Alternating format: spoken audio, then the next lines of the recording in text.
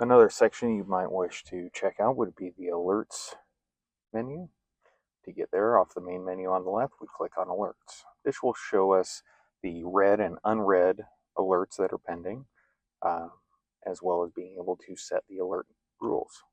Once we click on that, we can see the variety of trucks or vehicles, objects that have alerts set for them. We can see there's a variety of them, whether they enter or exit a geofence, when they are speeding, if they are idling what we call excessively, if the backup battery, which is internal to the device, is getting low, or if the power to that device has been cut. We can create a new rule by hitting the plus button, selecting one or more of the trackers, and then we can just go down the list here. One that many companies find helpful is the parking state detection. This will be used a lot of times if a vehicle assigns one that is useful is the parking state detection. If a company assigns a vehicle to an employee that they can take home, but it is only meant for work purposes, we can set something that'll tell the company if that vehicle is being turned on and moved on the weekends, for instance.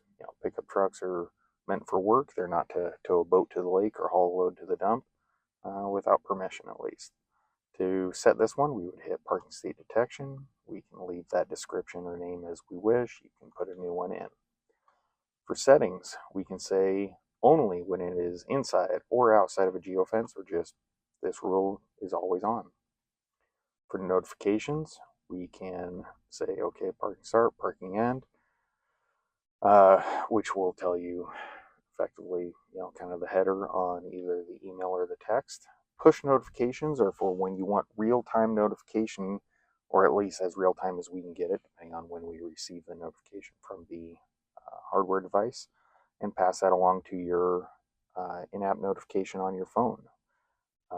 If you don't wish to have that, you can disable that, set an email notification to whatever your email is, and you could even set a second one. After that, we'll hit next, and then we have the schedule. These are set in half-hour blocks, Saturday or Sunday through Saturday. If you hold your mouse over one of the blocks for a brief period of time, you can see exactly which one it is. So if we wanted this alert to alert us outside of the 9 to 5 window, Monday to Friday, I would click and drag here. And, oh, it looks like I went too far. So we want that alert to start at 6. That's what I said. Or you can adjust as you wish. So that means anywhere you see in blue, if that truck were to turn on and start moving or stop moving at any particular time, it is going to set an alert, and in this case, it would be sent to those 2 email addresses we had.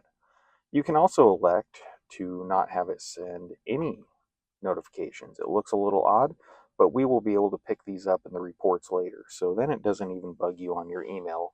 It is just going to be sitting there waiting for you when you're ready to see it. That could be the end of the day, week, month, whatever interval you like, that you will run a report on the various alerts that have been sent. We get it next and create. But we're going to delete that since we're not trying to mess with this guy too much here. There are, as I said, you can have the geofence enter and exit. Another common one is speeding. This won't tell you anything in relation to the local signs. I've found those are somewhat error prone. It is on a technical basis possible, but when it is set for the wrong speed limit or something, the information we get back from Google, it sends a lot of times more false positives than are useful. So what we have is an absolute speed that we can alert you to. We can change the name if we wish, but hit settings. And so this is set that if that ice cream truck ever hits or exceeds 70 miles an hour, it can shoot an alert again in real time via email, or we could again do none and only catch it on the reports that we run. I'm not looking to change this guy's settings at all, so we're going to leave that alone. Another one that's common, and we have it turned off for the ice cream truck because they do a lot of idling while leaving it running. However, Most companies do not wish to have people just burning gas while the vehicle holds still. So this excessive engine idling is set so that if the vehicle is on and not moving for 5 minutes, then the tracker sends an alert. It says excessive idling has begun. The alert can go to your push notifications in your application on your phone. It can go to email or go to nothing. Again, just like all the others. The other three, or excuse me, the last three settings here are usually pretty consistent across the board in that regard. So you'll see some repetition there. That said, we have the second notification text, the leave idling, and that will show in the alert that it says, you'll get an alert that says, pickup number 1 entered into idling. And then, between 1 and, I don't know, maybe even days later, it'll say pickup 1 leaving idling.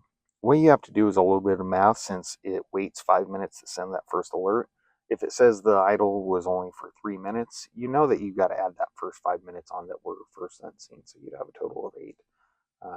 Might sound a little weird, but you get the hang of it pretty quick. Another common one that I highly recommend is the external power cut alert. This is one where the power is cut to the device. This means that an OBD unit could have been unplugged, for instance, or if you have one of the trackers that ties directly to the vehicle's battery under the hood or wherever your battery compartment is, it's basically telling you that somebody is, cut or otherwise unlinked that tracker from the vehicle. There are very few cases where that is acceptable, and by whom, it is acceptable to be turning wrenches on the vehicle. And so those are usually ones that I highly recommend are set to notify in real time, because that shows that there are some funny hijinks going on most of the time. There's a large variety of rules that we can also set, in addition to the parking state detection. If we get into the more advanced features, we could do deviation from a planned route. I don't have any customers using that right now, but it could be something. If you wish to use that sort of thing, let me know. I can create a custom video for you. We have driving time, parking time, as we said, excessive idling. If somebody is in a wreck, I have not tested this out, so let's be very judicious with how we test those things. I would imagine that somebody would tell you if they got in a wreck with their vehicle as well.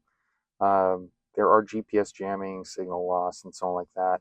Typically not terribly useful, as GPS jammers are something that's not really common anymore. Last one would be a parameter and range. This would be if you have a temperature monitor on the system via one of our either hardwired or Bluetooth temperature sensors, humidity sensors.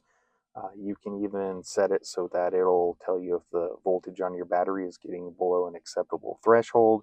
That can alert you if a battery is about to die on a vehicle, and you can replace that battery before it strands one of your employees wherever they happen to be when their battery he decides to give up.